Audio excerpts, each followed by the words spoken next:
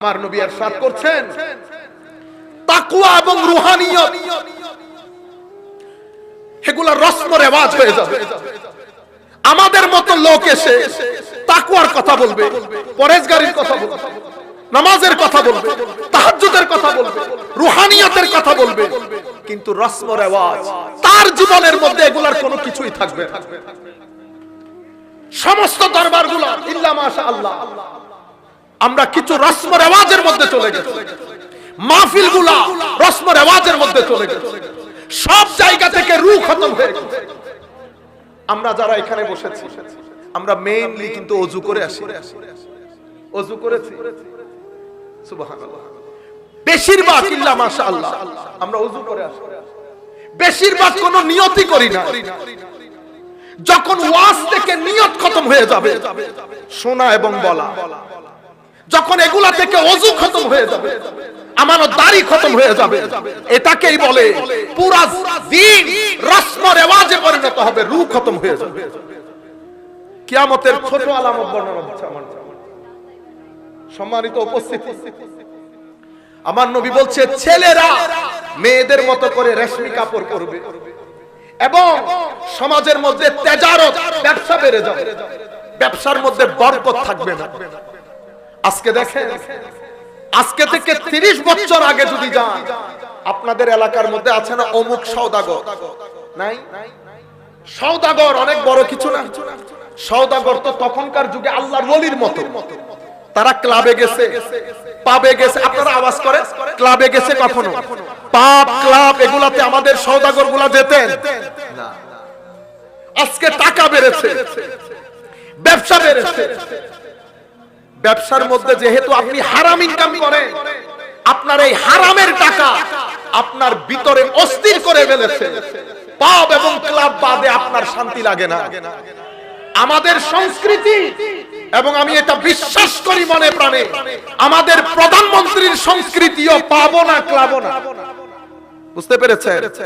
আপনি পাব আর ক্লাবে যান, টকশোর মাধ্যমে এই সমস্ত এগুলা দিয়ে আপনারা এখানে বাংলার জমিনের মধ্যে এগুলা প্রমোট করতে চান। সম্মানিত উপস্থিতি, মনে রাখবেন, আমার নবীর দ্বীন যদি বৃদ্ধাঙ্গুলি প্রদর্শিত হয়, এটা আল্লাহর ধরতি। দ্বীনকে ইগনোর করে সমাজের মধ্যে শান্তি প্রতিষ্ঠা হবে, এটা কল্পনাও করিয়েন না। সম্মানিত উপস্থিতি, আমার নবী সাল্লাল্লাহু আলাইহি ওয়াসাল্লাম ইরশাদ করছেন, সমাজের মধ্যে ফাহেশা, অশ্লীলতা এভাবে বেড়ে যাবে, এভাবে বেড়ে যাবে, মানুষের চোখের হায়া নষ্ট হয়ে যাবে। টিভির যেই অ্যাডভার্টাইজ আগে আমরা ভাই বোন মিলে দেখতে পারতাম না, আগের টিভি, সেই টিভি অশ্লীল ভিডিও। আমাদের যারা নাটক বানায়, ইন্না লিল্লাহি ওয়া ইন্না ইলাইহি রাজিউন, দোয়া করি আল্লাহর দরবারে, মাওলা এদের তাকদীরে যদি হেদায়েত না থাকে তো জমিন থেকে তাদেরকে তুলে নেন, আর যদি হেদায়েত থাকে মাওলা তাদেরকে হেদায়েত দান করেন। যেই ভাষা, যেই সংস্কৃতি আপনি তুলে ধরছেন আর্ট এবং কালচারের নাম দিয়ে, এটা আমাদের বাঙালি সংস্কৃতি না। আপনি আমাকে ওয়েস্টার্নাইজ করতে চাচ্ছেন, আপনি চলে যান ওয়েস্টার্ন কান্ট্রিতে। আমি বাংলার ছেলে, আমি এখানেই থাকবো, আমার কবর এখানে হবে, আমার সন্তানদের কবর এখানে হবে, দোয়া করি। আর কখনো যদি বাংলার জমিনের উপর কেউ চুপ তুলে তাকায়, আপনারা আমাদেরকে ইগনোর করেন, আমাদেরকে মৌলবী মুসল বলেন, বলেন তারা উর্দুতে কথা বলে। মনে রাখেন, যুদ্ধের ময়দানে ফয়সালা হয়ে যাবে আপনি বাংলার না আমি বাংলার। স্যুট বুট পরে আপনি আসবেন না, আপনি চলে যাবেন। বাংলাকে রক্ষা করবে যারা সকাল সন্ধ্যায় সাদা কাপড় পরে পরে হাঁটে তারা। আপনারা বুঝতে পেরেছেন? কিন্তু আমাদেরকে হালকা করা হয়। আমরা এখনো বাংলা ভাষায় কথা বলি আমাদের ছেলেদের সাথে।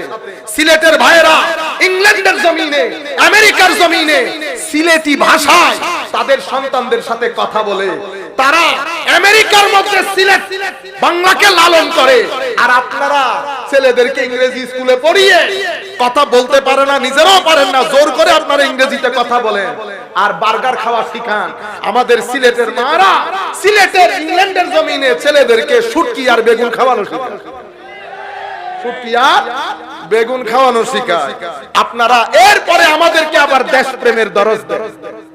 আল্লাহ যদি তৌফিক দান করে, কোনদিন যদি সময় আসে, আসবে অবশ্যই ইনশাআল্লাহ, আমাদের ছেলেগুলা নিয়ে আর যাই হোক আমরাই আপনাদেরকে রাজনীতি শিখাবো।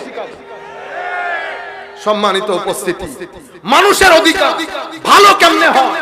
কারণ জাতি শুধু বিল্ডিং পাকা হলে হয়, বিল্ডিং পাকা হলে হয়। জাতি দুনিয়াতে ভালো থাকতে হলে রূহ খুশি হতে হবে। রূহকে বাদ দিয়ে আপনি বিল্ডিং দিয়ে শান্তিতে থাকতে পারবেন। আমার নবী সাল্লাল্লাহু আলাইহি ওয়াসাল্লাম ইরশাদ করছেন, হায় হায় মহিলা বেড়ে যাবে, ওজনে কম দেবে। আজকে দেখেন ব্যবসার মধ্যে আমাদের মুসলমান ফজর পরে, যোহর পরে, আসর পরে যেভাবে যেই যাকে পারতেছে ঠকাচ্ছে, সামান্য পরিমাণ অ্যাওয়ারনেস নাই। আপনি একটা মানুষকে ঠকাবেন, 30 দিন পর্যন্ত আল্লাহ আপনাকে ঠকাতে থাকবে, আপনি বাঁচতে পারবেন না। সম্মানিত উপস্থিতি, এরপরে বড়দের ইজ্জত কমে যাবে, ছোটদের স্নেহ কমে যাবে। আমার নবী বলছেন, সমাজের মধ্যে ওয়ালাদুজ জিনা বেড়ে যাবে, অশ্লীলতা এভাবে বেড়ে যাবে, ছেলে সন্তান জানবে না তার বাবা। সমাজের মধ্যে ওয়েস্টার্ন কান্ট্রির মধ্যে তো অতিরিক্ত বেড়ে গেছে। এর পরবর্তীতে আমার নবী বলছেন, বদকারী অশ্লীলতা সোসাইটির মধ্যে এভাবে ছড়িয়ে যাবে, একটা মেয়ে রাস্তা দিয়ে হেঁটে গেলে 10টা চোখ এমনে তাকিয়ে তাকে নেকড়ে বাঘের মতো টেনে হেসড়ে নিয়ে যাবে। সেই সময় এখন আসে। আমার নবী সাল্লাল্লাহু আলাইহি ওয়াসাল্লাম ইরশাদ করেছেন এই কথা, অর্থাৎ সমাজের মধ্যে রেপ বেড়ে যাবে। আমার নবী ইরশাদ করছেন, আত্মীয়তার সম্পর্ক ছিন্ন হবে, আরেকজনের সম্পদ লুট হবে, রাষ্ট্রের সম্পদ লুট হবে। কোরআন পড়া, কোরআন বুঝা, এটাকে মানুষ প্রেস্টিজের বিরুদ্ধে মনে করে। আমার নবী সাল্লাল্লাহু আলাইহি ওয়াসাল্লাম ইরশাদ করছেন, মাল্টি স্টোরি বিল্ডিং, বড় বড় বিল্ডিং বানানোর ক্ষেত্রে মানুষ একজন আরেকজনের কি করবে? প্রতিযোগিতা। দুবাই বলেন, কুয়েত বলেন, কাতার বলেন, আমাদের বাইরেরা এসে কয় দিনদারি, তারা আমাদেরকে দিন শিখায়। এখানে আল্লাহর মেহেরবানি, দ্বীনের রূহ এখনো পর্যন্ত বাংলাদেশ, ইন্ডিয়া, পাকিস্তান, আমাদের এই সমস্ত হিত্তা, আরবের মধ্যে মিশর, সুরিয়া, দামেস্ক, ইয়েমেন, প্যালেস্টাইন, যেই সমস্ত দেশকে ধ্বংস করা হয়েছে সেই সমস্ত দেশে আছে। বাকি দেশগুলা শুধু দ্বীনের শরীর নিয়ে বেঁচে আছে, জুমার নামাজ বাদ দিলে আর কিছুই নাই, মানুষকে দ্বীনদারি শিখানো। যেই সমস্ত দেশে শপিং মল 24/7 24 ঘন্টা খোলা থাকে, সেই দেশের মসজিদ খোলা থাকে ওয়াক্তের নামাজে 15 মিনিট। আপনারা বুঝতে পারছেন? জুমার নামাজের মধ্যে ছেলেরা এসে এই সামান্য সময়, তাও কি আপনার সামনে দাঁড়িয়ে থাকবে? খতিব সাহেব লিখিত খুতবা দিচ্ছেন, উনি মোবাইল টিপাইতেছেন, কোন রকম নামাজটা পড়ে দেন। জিসিম রয়ে গেছে, রূহ খতম হয়ে গেছে। মনে রাখবেন, যখন কোন দেশ থেকে মাজার খতম হয়ে যাবে, সেই দেশের দ্বীনের রূহ বেঁচে থাকবে। মাজারাতগুলা হচ্ছে ঈমানের শরীরে পেরেকের মতো, পাহাড় যেমন জমিনকে ধরে রাখে, মাজারাত, খানেকা, মসজিদ, এগুলো উলামা, মাদ্রাসা, এরও ঈমানকে পেরেকের মতো ধরে রাখে। সম্মানিত উপস্থিতি, এর পরবর্তীতে মানুষ সত্যবাদী মানুষকে তহমত দেবে, মিথ্যাবাদীকে বাহবা দেবে। আমার নবী হাদিসে পাকের মধ্যে বলছে, বদ খারাপ মানুষকে তার ভয়ে মানুষ তাকে সম্মান করবে, সালামও দেবে।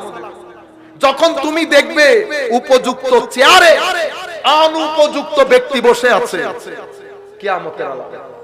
আমার নবী ইরশাদ করছেন, যখন আলেমের মাথার উপর উঠে জাহেল খেলা করবে, তখন তুমি মনে করবে কিয়ামত। এই যে আমাকে অনেক আগের কথা, ইংল্যান্ডে এক আফ্রিকান ছেলে জিজ্ঞেস করতেছে, আপনার দৃষ্টিতে কিয়ামতের সবচেয়ে স্পষ্ট আলামত কোনটা? আমি হেসে বলেছি, আমি হচ্ছে কিয়ামতের সবচেয়ে স্পষ্ট আলামত।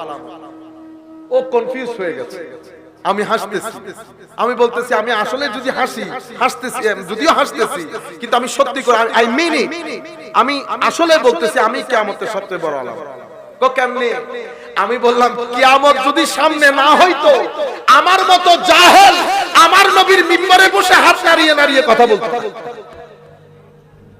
এই স্টেজের মধ্যে আমরা যারা জামিয়ার মধ্যে একেবারে আমরা শেষ ব্যাচে, আমাদের পরে আরো এক ব্যাচ ওরও জামিয়ার এই স্বর্ণযুগ পেয়েছে।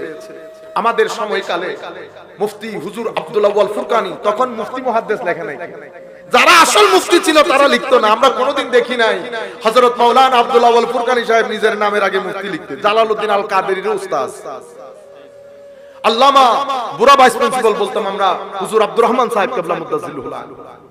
এরপরে আমরা যাদেরকে পেয়েছি হযরত, আমরা মুহাদ্দিস আউয়াল বলতাম হুজুর আব্দুল হামিদ শাহ রাহমাতুল্লাহ আলাইহি, আল্লাহ হুজুরদের রফে দরজা।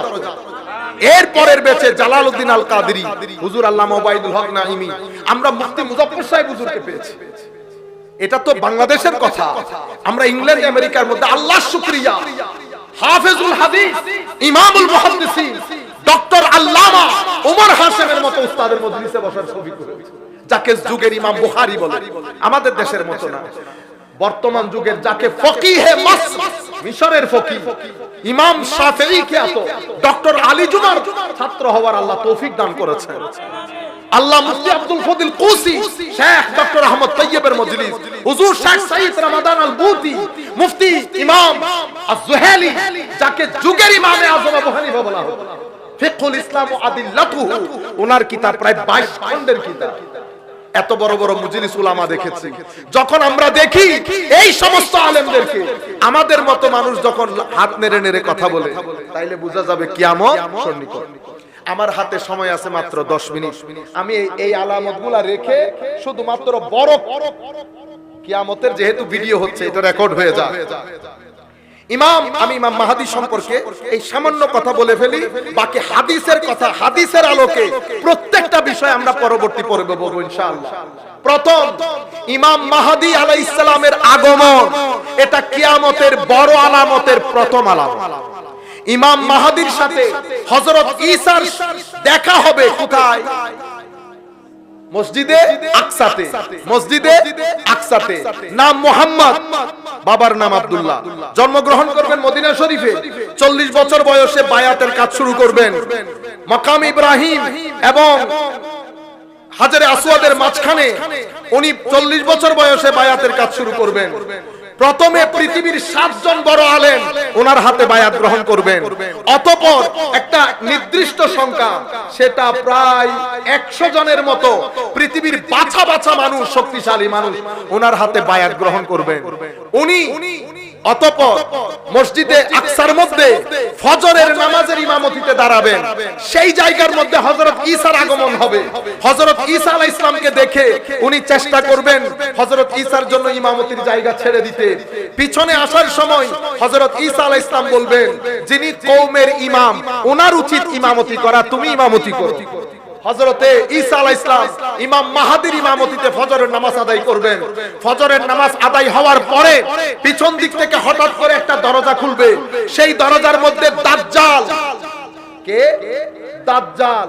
দাজ্জাল দরজা খোলার সাথে সাথে 30,000 ইহুদি নিয়ে দাজ্জাল দাঁড়িয়ে থাকবে।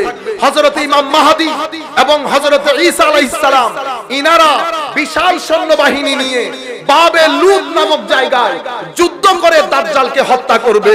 মসজিদে আকসা বিজিত হবে। এভাবে হযরত ইমাম মাহদীর কার্যক্রম শুরু হবে। এখান থেকে এটা কিয়ামতের বড় আলামতের প্রথম আলামত। এরপরে সাথে সাথে ইয়াজুজ এবং মাজুজ বের হবে। ইয়াজুজ এবং মাজুজ, এটা ওই সময় ইমাম মাহদী আলাইহিস সালামের আগমন। এর পরবর্তীতে মদিনা শরীফ, আমার নবীর সোনার মদিনা গায়রা আবাদ হয়ে যাবে। ঠিক আগের মতো খেজুর গাছের বৃক্ষ গেরা আমার নবীর মদিনা শরীফ হয়ে যাবে, গায়রা আবাদ হয়ে যাবে আমার নবী। এবং এইটা কিয়ামতের 40 বছর আগে।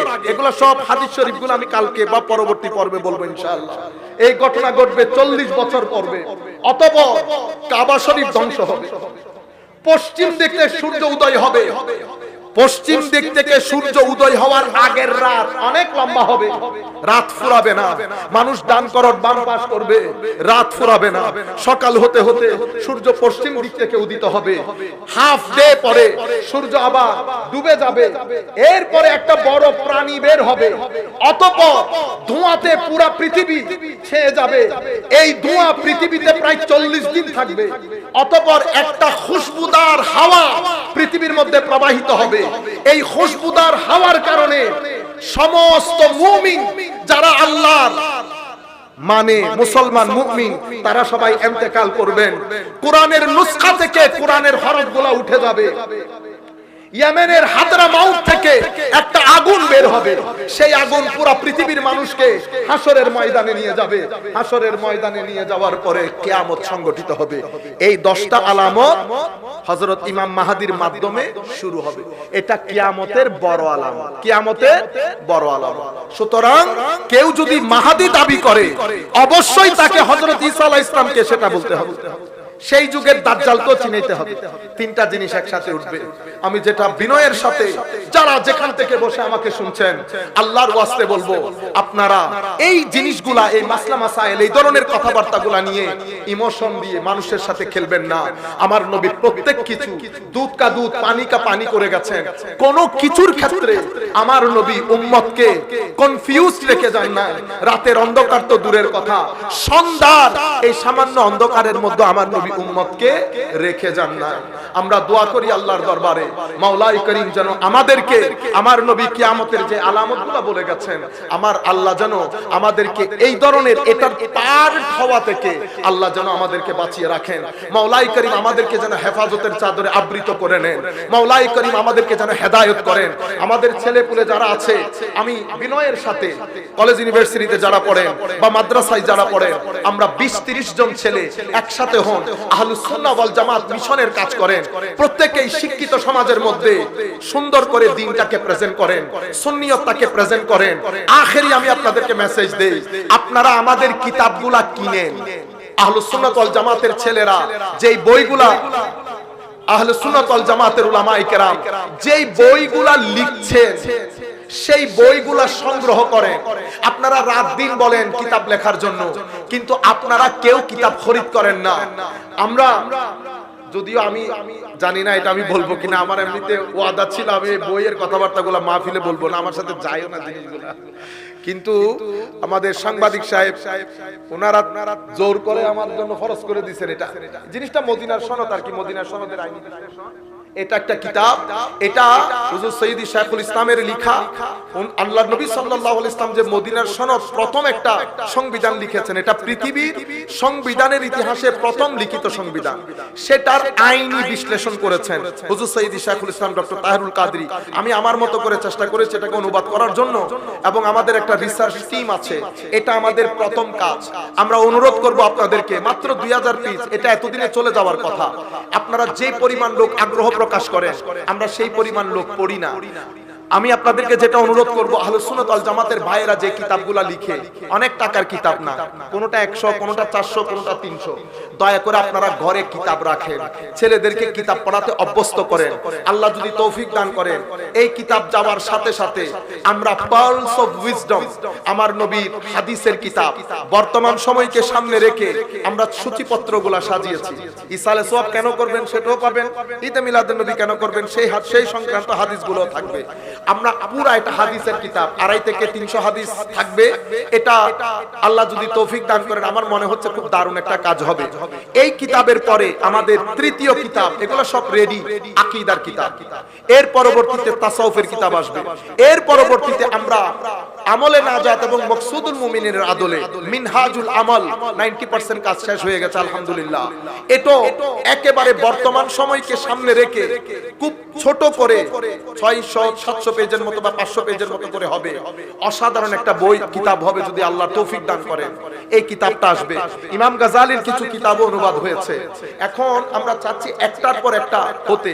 আপনাদের কাছে অনুরোধ করব, শুধু এই কিতাব কিনবেন বলে কথা না, আহলুস সুন্নাহ ওয়াল জামাতের ভাইরা যে কিতাবগুলো লিখছে আপনারা আপনারা বইগুলা কিনে মনে রাখবেন, আপনি যদি এটা বিজ্ঞানের যুগ, এটা পড়ালেখার যুগ, আপনি যদি ঘরের মধ্যে বই রাখেন, ছেলেরা বইয়ের প্রতি একটা টেন্ডেন্সি আসবে, বইয়ের সাথে পরিচিত হবে। আপনারা যদি নিজেরা না পড়েন, বই নাই রাখেন, তাইলে আপনি আপনার জানা জিনিসগুলো আপনার পরবর্তী প্রজন্মের কাছে পৌঁছাইতে পারবেন না। বই একটা অসাধারণ জিনিস, বই পড়ার জন্য এটা নিজের মধ্যে একটা অভ্যস্ততা তৈরি করেন, জীবনও বুড়ো হবে না, কখনো বোরিং সময় আসবে না। এই কাজগুলো আপনারা করেন, আল্লাহ আমাদের সবাইকে তৌফিক দান করুন। আরেকটা মূল কথা যেটা বলতে চাচ্ছি, আগে আমাদেরকে শিখতে হবে। আপনি না শিখে মানুষের সাথে ডিবেট করতে যান, তখন নিজেও ডুবেন, আমাদেরকেও ডুবান। সিস্টেম হচ্ছে আগে নিজে শিখেন, পড়েন, জানেন, বুঝেন, পালন করেন, প্রচার করেন। Very simple. শিখেন মানে জানেন, বুঝেন, জানার পরে বুঝতে হয়, বোঝার পরে মানতে হয়, মানার পরে প্রচার করতে হয়। আপনি যদি একটা ইদার উদার করেন, ধরা খেয়ে যাবেন। আর মিশনের কাজ আমরা যারা করব, আমার ভাইরা, বর্তমান সময়ে সবচেয়ে উত্তম কাজ আমার নবীর দ্বীনের কাজ করা। এমন বরকত পাবে যদি ইখলাসের সাথে করে, নিয়ত নিয়ে করে, রিজিকেরও কোনো সমস্যা হবে না, দুনিয়ার জীবনে সম্মানও পাবেন, টাকা পয়সাও পাবেন, আখিরাত সুন্দর হবে যদি আমার নবী খুশি হয়। এটা উম্মতে মুসলিমার পরম তীর্য। প্রত্যেকে যার যার অবস্থান থেকে মনে রাখবেন, আমার আল্লাহ বুড়া হয়ে যায় না। আমার আল্লাহ সেদিন যেমন ছিল আজকেও তেমন, সেদিনও সহযোগিতা করেছে, আজকেও সহযোগিতা করে আমার আল্লাহ। প্রত্যেক রাতে আমাদেরকে এসে জিজ্ঞেস করে আমরা কেমন আছি, কোনো কিছু দরকার আছে কি। সুতরাং কোন প্রয়োজন আল্লাহর দরবারে চান, দ্বীনের খেদমত করে, পবিত্র কোরআন তিলাওয়াত করে, নামাজমুখী হন, ঘরের মধ্যে শান্তি পাবে। ঘরের মহিলাদেরকে দ্বীনের কথা বুঝান, ছেলেদেরকে নামাজমুখী করার জন্য বারবার বলেন ছেলেরা যেন নামাজ পড়ে। যেভাবে আপনারা অন্যান্য কাজের জন্য ছেলেদেরকে তাসাদ্দুস করেন, একই নামাজের জন্য করেন, কোরআনের তিলাওয়াতের জন্য করেন। আল্লাহ রাব্বুল আলামিন আমাদের সকলের হামি ও নাসির হোক। মাওলাই করিম আমাদের সবাইকে কবুল করুক। আসেন আমরা কয়েকবার দরুদ শরীফ পড়ি। সালাতুন ইয়া